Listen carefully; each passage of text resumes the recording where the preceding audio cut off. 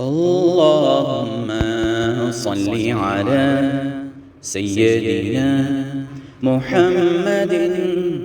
اللهم صل على محمد وعلى آله وصحبه وسلم. الحمد لله رب العالمين والصلاة والسلام على رسوله الكريم وعلى آله وأصحابه أجمعين. الرحیق المختوم کی اس مجلس میں ہم انشاءاللہ آج دیکھیں گے کہ محمد صلی اللہ علیہ وسلم کو نبوت عطا ہونے کے بعد آپ صلی اللہ علیہ وسلم نے کیا طریقہ کار اپنایا.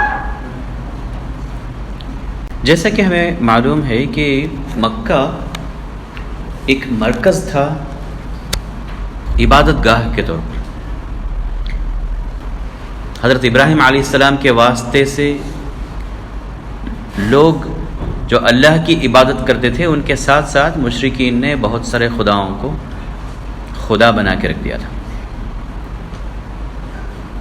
بتوں کی پرستش زوروں پر تھی اور لوگ اپنے آبا و اجداد کے بنائے ہوئے طریقوں کو ہی سب کچھ سمجھنے لگے تھے. ایسے میں پہلی وحی نازل ہوتی ہے اور آپ صلی اللہ علیہ وسلم کو اللہ کی طرف دعوت دینے کا حکم ہوتا ہے. آپ صلی اللہ علیہ وسلم نے سب سے پہلے اس کو اپنے قرابت داروں میں یعنی قریب کے لوگوں میں دعوت کا کام کیا.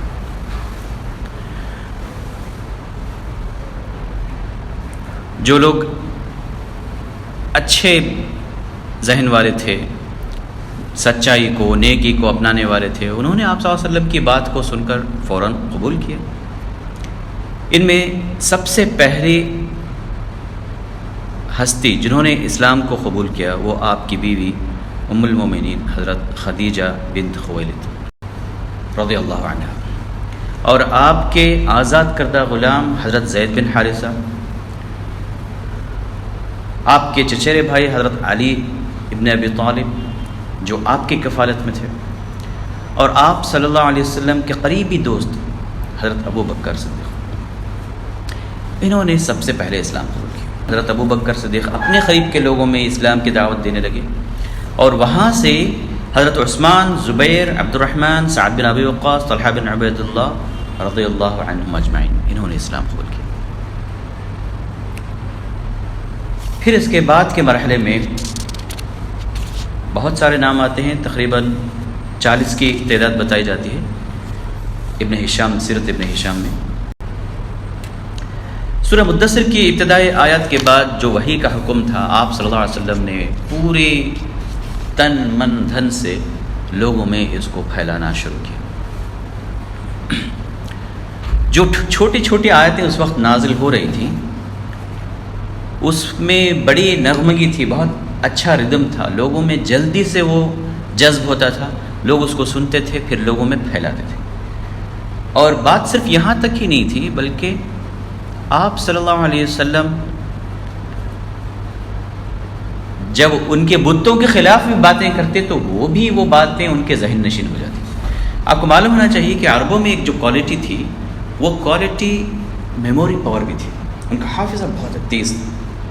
سورۃ المدثر میں اللہ تعالیٰ نے کہا فقال ان هذا الا سحر يؤثر ان هذا الا قول البشر سأصليه سقر وما ادراك ما سقر لا تبقي ولا تذر لواحة للبشر عليها 19. آخرکار بولا کہ یہ کچھ نہیں ہے مگر ایک جادو جو پہلے سے چلا آ رہا ہے، یہ تو ایک انسانی کلام ہے. اللہ نے کہا ان قریب میں اسے دوزخ میں جھونک دوں گا اور تم کیا جانو کہ کیا ہے وہ دوزخ، نہ باقی رکھے نہ چھوڑے، کھال جھلس دینے والی. 19 کارکن اس پر مقرر ہیں، یعنی 19 کے عدد کو ان کے لیے اللہ تعالیٰ نے فتنہ بنا دیا اور وہ اس ہنسی مذاق میں ایک دوسرے پر لوٹ پوٹ ہوتے ہوئے کہہ رہے تھے. کسی نے کہا کہ میں 19 میں سے 17 کو سنبھال لوں گا، کسی نے کہا کہ باقی 2 کو میں دیکھ لیتا ہوں. یعنی اسی مذاق میں ٹھٹے میں انہوں نے اس پورے سورۃ المدثر کی آیتوں کو سنا، لوگوں میں پھیلایا، بغیر کوئی میڈیا کیمپین کے انہوں نے ساری بات مکے میں پھیلا دی. اور یہ کوئی معمولی بات نہیں تھی. لوگوں نے پہلے اس کو ہنسی مذاق کا موضوع بنایا. پھر رسول صلی اللہ علیہ وسلم کو حکم ہوا وَأَنذِرْ عَشِيرَتَكَ الْأَقْرَبِينَ، یعنی اپنے قریب ترین لوگوں کے بعد اب تمہیں کیا کرنا ہے؟ فَاصْدَعْ بِمَا تُؤْمَرُ وَأَعْرِضْ عَنِ الْمُشْرِكِينَ، اب تمہیں کھلے عام لوگوں میں پکار کے جو ہے سنا دینا ہے، چاہے کچھ بھی ہو جائے. آپ نے پہلے حکم کے مطابق اپنے لوگوں کو جمع کیا، قریب ترین لوگوں کو جمع کیا.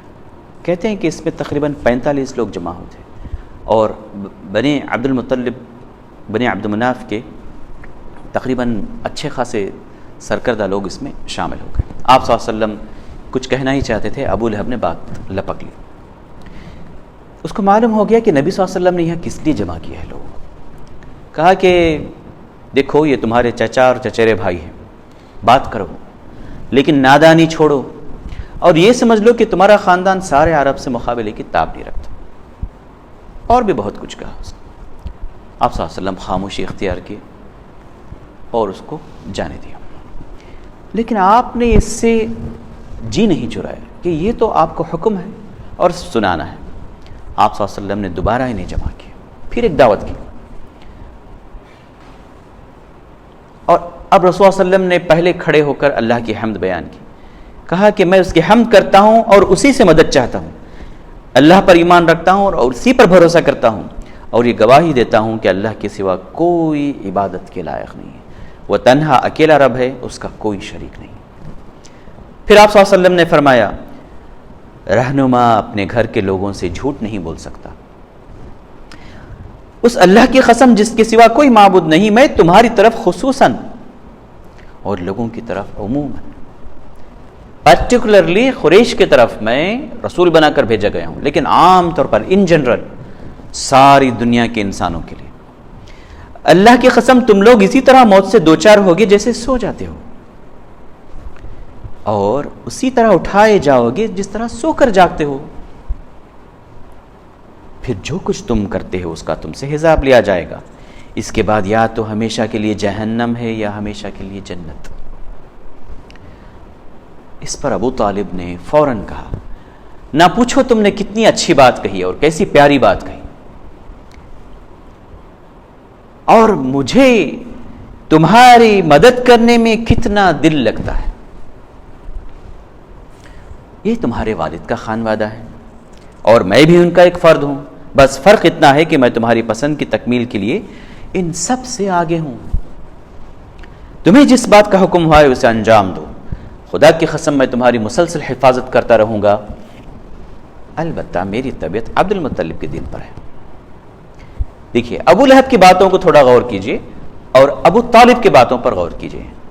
دونوں بھائی ہیں، محمد صلی اللہ علیہ وسلم بھتیجے.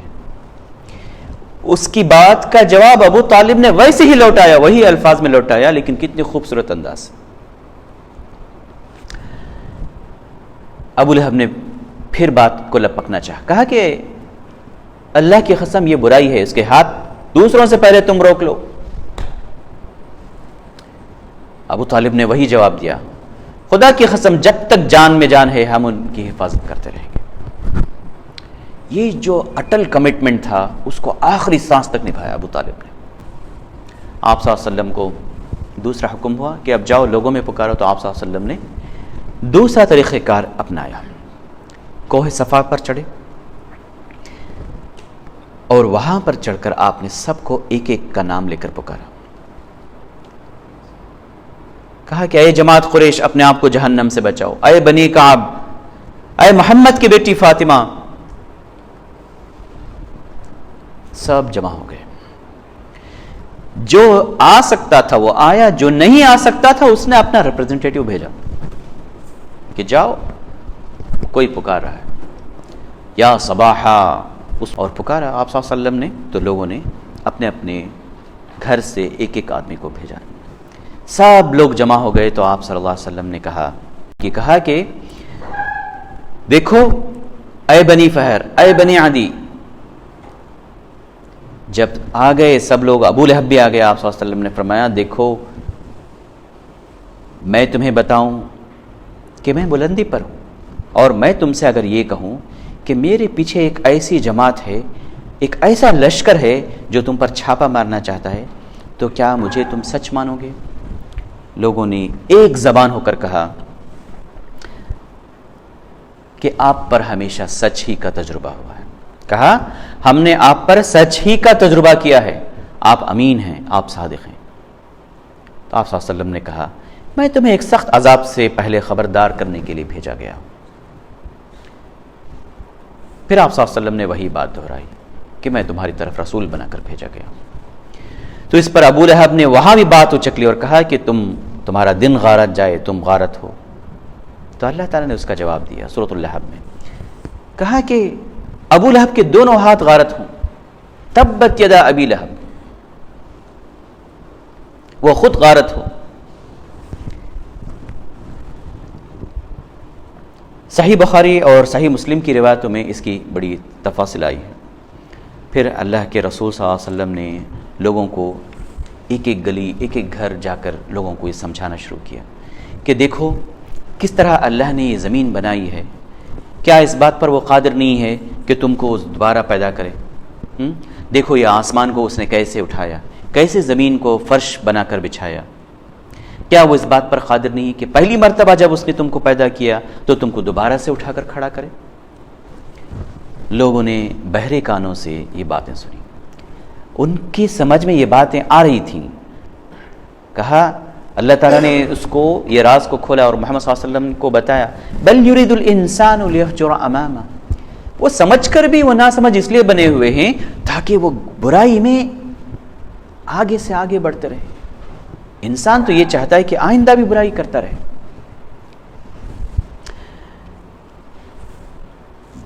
اب لوگوں نے ہنسی مذاق کو ایک وتیرہ بنا لیا. آپ صلی اللہ علیہ وسلم گلی میں نکلتے، گھر میں ہوتے، بازار میں ہوتے، ہنسی مذاق. جب اس سے بھی آپ صلی اللہ علیہ وسلم باز نہیں آئے تو انہوں نے بہت سوچ بچار کر کے ایک وفد قریش کا ابو طالب کی خدمت میں بھیجا. کیوں؟ ابو طالب یہ محمد صلی اللہ علیہ وسلم کے خاندان وغیرہ کے سردار تھے، اور انہوں نے کہا کہ اے ابو طالب، آپ کے بھتیجے نے ہمارے خداؤں کو برا بھلا کہا ہے، ہمارے دین کی برائی بیان کی ہے، انہوں نے ہماری عقلوں کو حماقت زدہ کہا، بیوقوف کہا، ہم کو ہمارے باپ دادا کو گمراہ قرار دیا. کس کو یہ برداشت ہوگا؟ لہٰذا آپ اس کے درمیان سے ہٹ جائیں، محمد صلی اللہ علیہ وسلم اور ہمارے درمیان سے ہٹ جائیں، ہم ان کے معاملے کے لیے کافی رہیں گے. پہلے تو ابو طالب نے انہیں نرم بات کہہ کر سمجھا بجھا کر واپس بھیج دیا. لیکن اب حج کا زمانہ آ رہا تھا، انہوں نے پھر غور کیا کہ ابو طالب نے تو ہم کو ایسے ہی نرمی سے بات سمجھا کر بھیج دیا. رسول صلی اللہ علیہ وسلم اللہ کی طرف بلانے کا کام مسلسل کرتے رہے، اور مشرکین کو یہ معلوم ہو گیا کہ محمد اپنی بات سے پیچھے ہٹنے والے نہیں ہیں. پھر انہوں نے ایک خوفناک بات سوچی، اور وہ یہ کہ کیوں نہ ہم محمد کا صفایا ہی کر دیں. لیکن اس درمیان میں ابو طالب کی طرف توجہ جاتی تو وہ پھر پیچھے ہٹ جاتے. اب کی بار انہوں نے ابو طالب کے پاس جا کر کہا دیکھیے، آپ سن و شرف اور اعزاز میں ہم سے بڑے ہیں. ہم نے ایک مرتبہ آپ سے گزارش کی کہ اپنے بھتیجے کو روکیے، لیکن آپ نے روکا نہیں. اب یاد رکھیں، ہم اسے برداشت نہیں کر سکتے.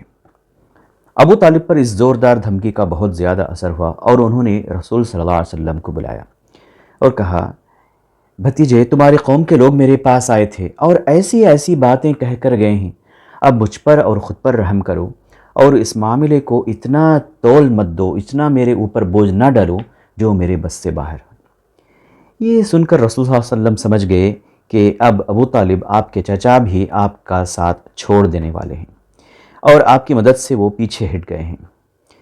محمد صلی اللہ علیہ وسلم نے فرمایا چچا جان، خدا کی قسم اگر یہ لوگ میرے داہنے ہاتھ پر سورج اور بائیں ہاتھ میں چاند رکھ دیں تب بھی میں اس کام کو انجام تک پہنچائے بغیر نہیں چھوڑوں گا. یا تو اللہ اسے غالب کر دے یا میں اسی راہ میں فنا ہو جاؤں. آپ صلی اللہ علیہ وسلم کی آنکھیں بے اختیار بہنے لگیں. آپ صلی اللہ علیہ وسلم رو پڑے اور اٹھ کر جانے لگے تو ابو طالب نے پکارا اور کہا بھتیجے، تم جو چاہو کرو، خدا کی قسم میں تمہیں کبھی بھی کسی بھی وجہ سے نہیں چھوڑوں گا. انہوں نے پھر ایک میٹنگ کی اور طے کیا کہ دیکھو ہم سب ایک زبان ہو کر بات کریں گے. پہلے لوگوں نے کہا کہ نہیں ہم انہیں پاگل کہیں گے. تو ولید جو ان کے اندر بہت سمجھدار مانا جاتا تھا کہا کہ نہیں ہم جانتے ہیں پاگل لوگ ایسے نہیں کرتے. تو لوگوں نے کہا کہ وہ شاعر ہیں. تو ولید نے کہا کہ نہیں وہ شاعر بھی نہیں ہے. پھر انہوں نے کہا کہ ہم اسے جادوگر کہیں گے.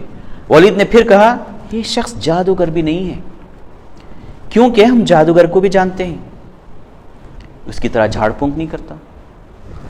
تو لوگ اس کے سر ہو گئے اور اس نے کہا کہ ہم تمہیں نہیں چھوڑیں گے. تم کوئی تو ایک بات بتاؤ کہ تم ہمارے درمیان میں بڑے معزز ہو, تمہاری بات پر سب عمل کریں گے.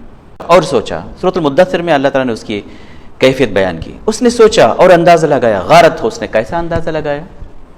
انہ فکر وقدر فقتل کیف قدر ثم قتل کیف قدر ثم نظر ثم عبس وبصر ثم ادبر واستکبر. کہا کہ دیکھو اس نے پیشانی سکوڑی, منہ بسورا, پھر پلٹا, تکبر کیا, آخرکار کہا یہ نرالا جادو ہے. سب سمجھتا تھا. آپ صلی اللہ علیہ وسلم نے اپنی کارروائی کرتے ہوئے بازاروں میں, عکاظ, مجنہ, ذوالنجار کے بازاروں میں آپ صلی اللہ علیہ وسلم جاتے رہے. لیکن ان کے پیچھے آپ کا چچا ابو لہب لگا رہتا اور کہتا جاتا کہ دیکھو اس کی بات نہ ماننا, یہ جھوٹا ہے. نتیجہ کیا ہوا؟ جو حجاج کرام سے ان کو دور رکھنا چاہتا تھا اب وہ خود محمد صلی اللہ علیہ وسلم کی بات کو پیش بتاتا جا رہا تھا. لوگ جب واپس حج سے پلٹے تو اپنے ذہنوں میں یہ بات لے کر گئے کہ یہ ایک نبی آیا ہوا ہے, اس کا نام محمد ہے, وہ قرآن پڑھ کر سناتا ہے. بہرحال ہنسی ٹھٹا مذاق یہ مقصد سے یہ بات پوری نہیں ہوئی تو لوگ پاگل مجنون کہنے لگے. وقالوا یا ایھا الذی نزل علیہ الذکر انک لمجنون. کفار نے کہا کہ یہ وہ شخص ہے جس پر قرآن نازل ہوا, یہ تو یقیناً پاگل ہے. پھر کہتے وعجبوا ان جاءهم منذر منهم وقال الكافرون هذا ساحر كذاب. یعنی حیرت ہے خود انہی میں سے ایک ڈرانے والا کیسے آ گیا. کافر یہ کہتے ہیں کہ یہ تو جادوگر ہے, یہ جھوٹا ہے. پہلے یہ کیا کرتے تھے کہ یہ تو امین ہیں, یہ تو صادق ہیں. لیکن اب جب کہ ان کے دین پر بات پڑی تو کہنے لگے یہ جادوگر ہے. پھر اللہ تعالیٰ نے ان کی ہر ایک بات کو بیان کر کے رکھ دیا. سورۃ الصافات, سورۃ صاد, سورۃ المطففین, جب یہ آپ مطالعہ کرتے ہیں تو آپ کو معلوم ہوتا ہے اس وقت کے پورے ویژول آپ چیزیں ویژولائز کر سکتے ہیں کہ کیا ہو رہا تھا زمین پر. کبھی یہ کہتے انما یعلمہ بشر, یہ تو کسی انسان نے محمد صلی اللہ علیہ وسلم کو سکھا دیا ہے. پھر کہتے ما لہذا الرسول یأکل الطعام ویمشی فی الاسواق, یہ کیسے ممکن ہے, یہ کیسا رسول ہے کہ کھانا کھاتا ہے اور بازاروں میں چلتا پھرتا ہے اور اس کو بچانے کے لیے کوئی فرشتہ بھی نہیں ہے. جب یہ مذاق اڑاتے ہیں, جب یہ مارتے ہیں یا گالی گلوچ کرتے ہیں. پھر اور ایک انہوں نے چیز اختیار کی کہ کیسے اس دعوت کو روکیں. کہا کہ کیوں نہ ہم محمد کے جیسے ہی کچھ عجیب قصے کہانیاں گھڑ کر لائیں. اس میں ایک شخص بہت مشہور ہوا, نضر بن حارث. وہ قصے سنا کر محمد صلی اللہ علیہ وسلم کے خلاف مکہ میں بیان کرتا, بہت مشہور ہوا اس میں. یہ ابن عباس کی روایت ہے کہ نضر نے چند لوڈیاں بھی خرید رکھی تھیں. جب دیکھتا کہ کوئی اس کی کہانیوں سے امپریس نہیں ہو رہا ہے تو وہ لونڈی اس کے پیچھے کر دیتا, جا اس کو کچھ کھلا پلا اور محمد کی تعلیم سے روک. اب کیا ہو رہا ہے مارکیٹ میں, کیا آج بھی ویسے ہی نہیں ہے ماحول؟ کوئی فلاں ایکٹریس آ رہی ہے, کوئی فلاں سنگر آ رہی ہے, فلاں ایکٹر آ رہا ہے. سیلیبریٹیز کے نام پہ لوگوں کو اسی طرح الجھایا جا رہا ہے. یہ تو ایک صورت تھی. ایک اور ایک صورت انہوں نے اختیار کی کہ ایک سال تم ہمارے خداؤں کی عبادت کرو, ایک سال ہم تمہارے خدا کی عبادت کریں گے. سودے بازی, ڈیل. سورۃ الکافرون آپ پڑھیں پھر اس کی تفصیل آپ کو معلوم ہوتی. لا اعبد ما تعبدون ولا انتم عابدون ما اعبد. ایسے نہیں ہو سکتا. جس کی میں عبادت کرتا ہوں تم اس کی اگر عبادت نہیں کرتے تو میں تو تمہارے خداؤں کے آگے جھکنے والا نہیں. ابن اسحاق کا بیان ہے آپ صلی اللہ علیہ وسلم ایک مرتبہ خانہ کعبہ کا طواف کر رہے تھے. اسود بن مطلب آپ کے سامنے آئے, بولے اے محمد آؤ جسے تم پوجتے ہو اسے ہم بھی پوجیں, اور جسے ہم پوجتے ہیں اسے تم بھی پوجو. بہرحال اللہ تعالیٰ نے اس کی جڑ کاٹ دی. یہ ایک مرتبہ نہیں، کئی مرتبہ یہ کام ہوا، اور مختلف صورتوں میں آپ اس کی تفصیل پڑھ سکتے ہیں. یہاں تک کہ آپ صلی اللہ علیہ وسلم کو مار دینے کے لیے بھی وہ لوگ تیار ہو گئے. ابو لہب تو پہلے ہی ایک ٹانگ پہ کھڑا ہوا تھا، پہلے دن سے یہ مخالفت کر رہا تھا، لیکن آپ کی عظمت، آپ کی جلالت اور ابو طالب کی حفاظت بھی تھی، پورا قبیلہ آپ کے پیچھے تھا، اس سے وہ رکے ہوئے تھے. ایک مرتبہ انہوں نے کہا کہ کیوں نہ ہم محمد کا کام ہی تمام کر دیں. تو ابو لہب کی بیوی ام جمیل اس میں پیش تھی، اور اس سے جب معلوم ہوا کہ تبت یدا سورت نازل ہوئی تو اس کے خلاف بہت بھڑکی. وہ آپ صلی اللہ علیہ وسلم ابو بکر کے ساتھ تھے، وہ آئی اور خوب گالیاں بکواس کرتی رہی، لیکن آپ صلی اللہ علیہ وسلم کو وہ دیکھ نہیں پائی. بہت تفصیل سے اس کا واقعہ بیان ہوا ہے. ایک مرتبہ عقبہ بن ابی معیط، یہ انتہائی خبیث لوگوں میں سے تھا. بخاری کی روایت آتی ہے، حضرت عبداللہ بن مسعود کہتے ہیں نبی صلی اللہ علیہ وسلم ایک مرتبہ نماز پڑھ رہے تھے. ابو جہل اور اس کے کچھ ساتھی بیٹھے ہوئے تھے. اس نے کہا کہ فلاں جگہ اونٹ کی گندگی پڑی ہوئی ہے، جاؤ لے آؤ، اور محمد جب سجدہ کریں تو اس پر ڈال دو. یہ واقعہ بھی بہت تفصیل سے ہے. آپ صلی اللہ علیہ وسلم بہت صبر کے ساتھ یہ سب برداشت کر رہے تھے. کیوں برداشت کر رہے تھے؟ کیوں؟ اس لیے کہ یہ رب کا حکم تھا، فاصبر لحکم ربک ولا تکن کصاحب الحوت. تم یونس، یہ مچھلی والے ہے نا واقعہ، یونس علیہ السلام کی طرف اشارہ ہے، کہا کہ تم ویسے نہیں ہو جانا، صبر کرنا. اللہ محمد صلی اللہ علیہ وسلم کو بار بار تسلی دے رہا تھا اور حکم دے رہا تھا کہ فاصبر. دیکھیے یہ جو تکلیف دہ واقعات جب پڑھتے ہیں تو انسان حیران ہو جاتا ہے کہ آخر نبی صلی اللہ علیہ وسلم کو اللہ تعالیٰ نے ایسے کیوں چھوڑا تھا. آپ کو یقین بھی دلایا کہ آپ کے پیچھے اللہ کی ساری طاقت جمع ہے، لیکن یہ بھی برداشت کرو، اس لیے کہ آنے والا ایک لمبا زمانہ تمہاری سیرت کو دیکھنے والا ہے، تمہاری زندگی کو پڑھنے والا ہے. ان کے زندگی میں مشکلات جو آنی ہیں انہیں صبر کے ساتھ جھیلنا ہے. ہم آج چھوٹی سی جو ہے مشکلات آتی ہیں تو بہت دل ملا جاتے ہیں. محمد صلی اللہ علیہ وسلم پر جو مصیبتیں آئیں اس کی تفصیل آپ اگر پڑھتے جائیں گے تو آپ کو یقین نہیں ہوگا کہ ایسے ہوا تھا. ایک اور ایک جگہ اللہ تعالیٰ نے قرآن میں بیان فرمایا، اخنس بن شریق، یہ بھی رسول اللہ صلی اللہ علیہ وسلم کو ستانے والوں میں پیش تھا. سورۃ القلم میں اس کی تفصیل بیان کرتے ہوئے اللہ نے کہا تم بات نہ مانو کسی قسم کھانے والے ذلیل آدمی کی جو لعن طعن کرتا ہے، چغلیاں کھاتا ہے، بھلائی سے روکتا ہے، حد درجہ ظالم ہے، جفاکار ہے، اور اس کے بعد بھی بد اصل ہے. کبھی کبھی ابو جہل رسول اللہ صلی اللہ علیہ وسلم کے پاس آتا اور بہت اچھے سے قرآن سنتا، پھر جاتے وقت کہتا کہ میں نہیں مانوں گا. یعنی یہ بھی ایک طریقہ تھا. آپ کو معلوم ہے رسول اللہ صلی اللہ علیہ وسلم کے دوستوں میں ابو بکر، عمر اور ابو جہل جیسے لوگ ہوا کرتے تھے. یہ مکہ کے بہت ہی ذہین و فطین لوگ تھے، intellectuals and think tankers you can say. لیکن ابو جہل، اس کے بارے میں ایک چیز جو ہے آتی ہے. ایک بار قریش کے ایسے 3 آدمی اکٹھے ہوئے جن میں سے ہر ایک نے بقیہ 2 ساتھیوں سے چھپ چھپ کر قرآن سنا، لیکن بعد میں ہر ایک کا راز کھل گیا. 3 آدمیوں میں سے ہر ایک نے پوچھا، ابو جہل بھی تھا، پوچھا کہ بتاؤ تم نے جو کچھ محمد سے سنا ہے اس کے بارے میں تمہاری کیا رائے ہے؟ ابو جہل نے کہا میں نے کیا سنا ہے، بات دراصل یہ ہے کہ ہم نے اور بنی عبد مناف نے شرف و عظمت میں ایک دوسرے کا مقابلہ کیا. انہوں نے غربا و مساکین کو کھلایا تو ہم نے بھی کھلایا، انہوں نے داد و دہش میں سواریاں عطا کی تو ہم نے بھی عطا کی، انہوں نے لوگوں کو عطیات خیرات سے نوازا تو ہم نے بھی ایسا کیا. یہاں تک کہ جب ہم اور وہ گھٹنوں گھٹنوں ایک دوسرے کے برابر ہو گئے اور ہماری اور ان کی حیثیت ریس کے 2 مد مقابل گھوڑوں کی سی ہو گئی تو بنو عبد مناف اب کہتے ہیں کہ ہمارے اندر ایک نبی پیدا ہوا ہے جس کے پاس آسمان سے وحی آتی ہے، بھلا بتاؤ ہم اسے کب پا سکتے ہیں؟ ہم کہاں سے رسول لائیں؟ خدا کی قسم ہم اس شخص پر کبھی ایمان نہ لائیں گے اور ہرگز اس کی تصدیق نہ کریں گے. اور ابو جہل کہا کرتا تھا اے محمد ہم تمہیں جھوٹا نہیں کہتے لیکن تم جو کچھ لے کر آئے ہو اس کی تکذیب کرتے ہیں۔ اسی بارے میں اللہ تعالیٰ نے فرمایا فَإِنَّهُمْ لَا يُكَذِّبُونَكَ وَلَكِنَّ الظَّالِمِينَ بِآيَاتِ اللَّهِ يَجْحَدُونَ، یہ لوگ آپ کو نہیں جھٹلاتے بلکہ یہ ظالم اللہ کی آیتوں کا انکار کرتے ہیں۔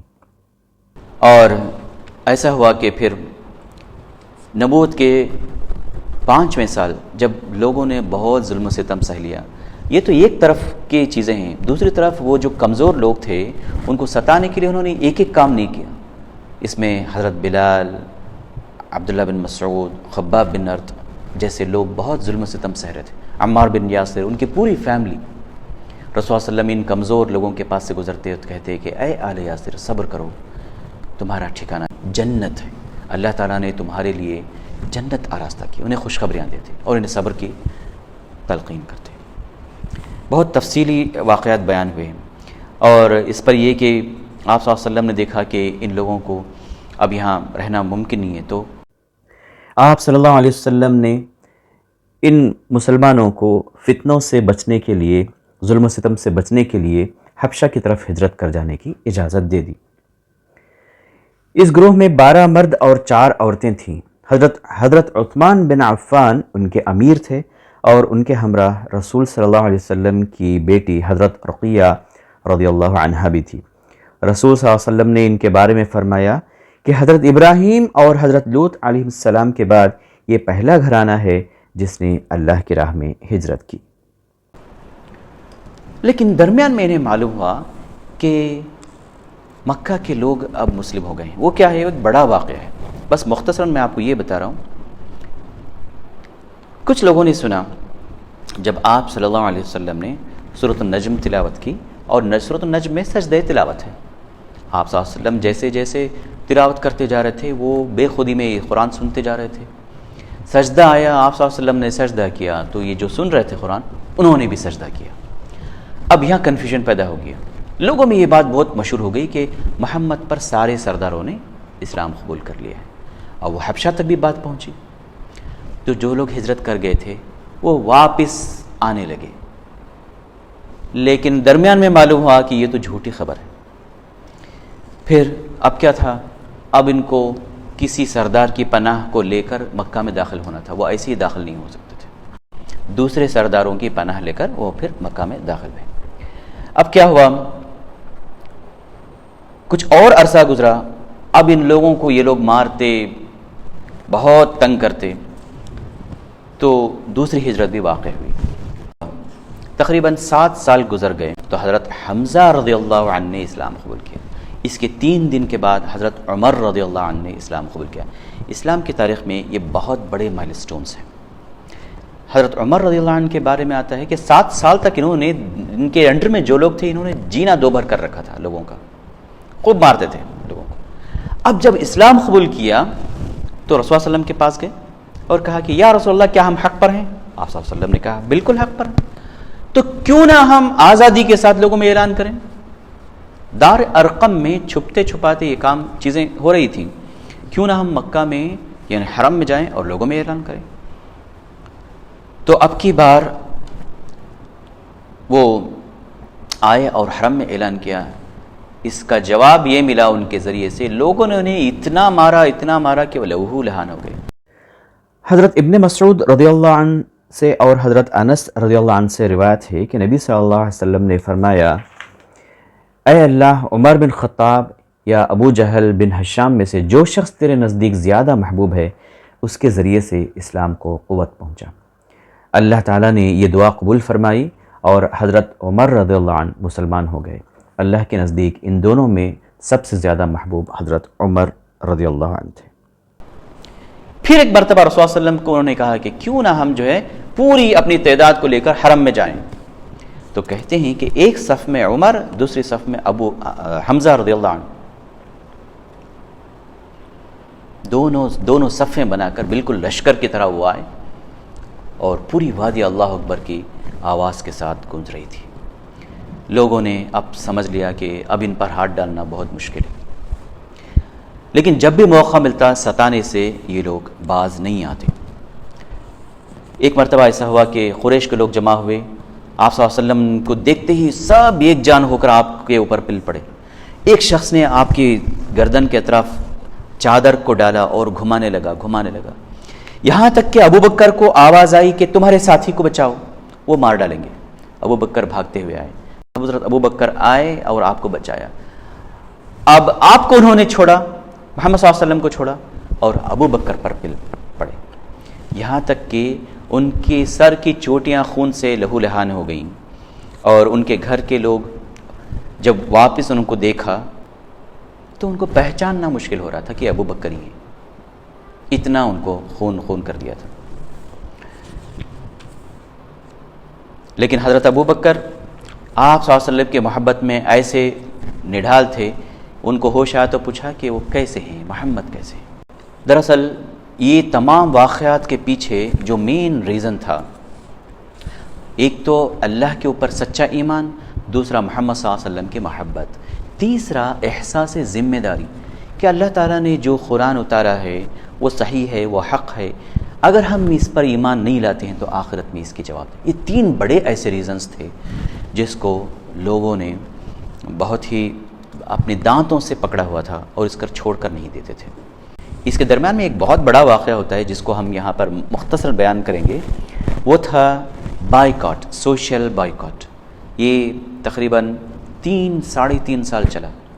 لوگ بھوک پیاس سے جو ہے تڑپ رہے تھے، ابو طالب کے خاندان کے لوگ، محمد صلی اللہ علیہ وسلم کے لوگ. ایسے میں بنو عبد المطلب اور جو بنو عبد مناف کے لوگ تھے، آپ صلی اللہ علیہ وسلم کے قریبی لوگ، یہ پورے ایک گھاٹی میں قید ہو گئے اور آپ صلی اللہ علیہ وسلم کو انہوں نے بہت تڑپایا. بچے دودھ کے بغیر تڑپ رہے تھے، پانی کے بغیر تڑپ رہے تھے. ایسے میں کچھ لوگ انہیں کھانا پانی چوری چھپے پہنچاتے. بہرحال یہ تکالیف برداشت کرتے رہے. ابو لہب یہ خاندان سے پھر کٹ کر ان لوگوں میں جا کر شامل ہو گیا تھا. قرآن میں کسی شخص کو گالی دینے کے لیے، لعن طعن کرنے کے لیے نام نہیں لیا گیا. صرف ایک ہی شخص ہے جس کا نام لیا گیا اور اس پر طعن کیا گیا، وہ تھا ابو لہب. ابو طالب کا انتقال ہو گیا 10ویں سال. آپ صلی اللہ علیہ وسلم بہت روئے کہ آپ کا ایک ایسا ساتھی جو آپ کے پشت پر ٹکا ہوا تھا، دنیاوی سہارا، وہ اب چھن گیا تھا. حضرت خدیجہ رضی اللہ عنہا کا بھی انتقال ہو جاتا ہے 10ویں سال. آپ صلی اللہ علیہ وسلم نے اس کو عام الحزن کا نام دیا. یہ ایسے تکلیف دہ باتیں تھیں جو آپ صلی اللہ علیہ وسلم اس کو بہت غم محسوس کرتے. لیکن اللہ تعالیٰ نے اور بھی ذرائع سے آپ صلی اللہ علیہ وسلم کی ہمت بدائی، تسلی دی اور کہا کہ یہ غم کے بادل بہت جلد چھٹ جانے والے ہیں، ختم ہو جانے والے ہیں. آپ سورۃ المؤمنون کا جو ہے مطالعہ کریں، قد افلح المؤمنون الذین هم فی صلاتهم خاشعون. پھر آپ صلی اللہ علیہ وسلم کو جو مبارکبادیاں دی گئیں، جنت کی جو بشارتیں دی گئیں، تسلیاں دی گئیں، تو یہ باتیں ہوتی رہیں. الرحیق المختوم کے اس سیشن کو ہم یہاں پر ختم کرتے ہیں. اگلی نشست میں انشاءاللہ آنے والے دنوں میں رسول صلی اللہ علیہ وسلم پر کیا کیفیت گزری اور آپ نے ابو طالب اور خدیجہ رضی اللہ عنہا کے انتقال کے بعد دعوتی سرگرمیوں کو مکہ کے باہر کیسے پھیلایا، طائف کا سفر کا حال احوال، پھر ہجرت کی طرف پیش قدمی. اللہ سے دعا ہے کہ وہ ہمیں رسول صلی اللہ علیہ وسلم کی سیرت کو صحیح سمجھ کر عمل کرنے کی توفیق نصیب فرمائے. ربنا لا تزغ قلوبنا بعد إذ هديتنا وهب لنا من لدنك رحمة إنك أنت الوهاب. وآخر دعوانا أن الحمد لله رب العالمين. اللهم صل على سيدنا محمد. اللهم صل على محمد وعلى آله وصحبه وسلم. اللهم صل على سيدنا محمد.